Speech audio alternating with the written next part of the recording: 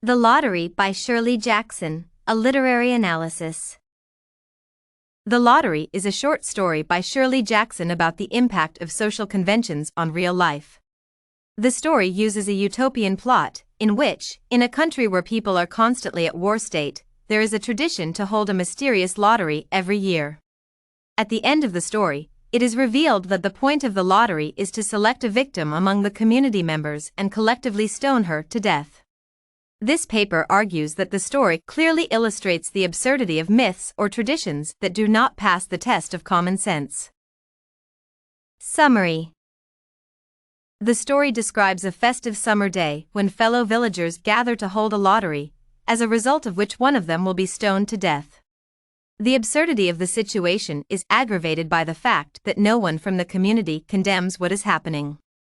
On the contrary, the lottery is perceived by the villagers as something mystical and filled with a higher meaning. Some of the participants recall the unique cases when all the sheets in the box turned out to be white and say that this happened only once in 100 years, and after that, the authorities came and forced the villagers to hold the lottery a second time. Among the hundreds of people gathered, including women and children dressed nicely, as if for a Sunday mass, one can hear no more than a dozen timid, disgruntled voices condemning the tradition. But in general, no one runs the risk of violating the ritual, which has existed for about 200 years. After a random selection, the residents choose the family of Bill Hutchinson. With bated breath, they watch how the lottery is now being played among family members, including Dave, who is apparently less than 7 years old.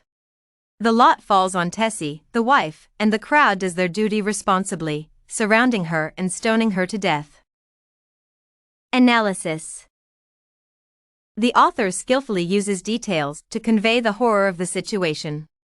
Outrage at the absurdity of tradition is expressed by fools in muffled whispers and at the risk of being expelled from the community. The children have been collecting stones all morning, which are neatly stacked next to the meeting. On the eve of the lottery day, the lottery man responsibly fills the black box and equally responsibly puts a circle on one of the sheets. From the dialogues between senior men, the reader learns that the tradition is supported by the ruling military dictatorship in every possible way.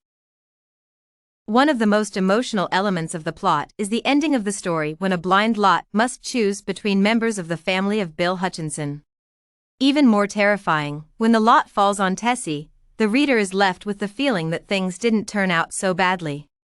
The choice could fall on Bill, which would deprive the family of a livelihood, or on one of the children, which would be excessive cruelty.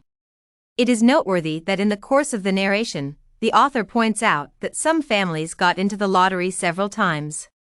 Therefore, Tessie's death in no way provides full protection for her family in the future. Thus, the lottery village has a value system that is in conflict with civilized society. The tradition of the lottery is cruel and unjustified, but because it is supported by the succession of generations, it continues.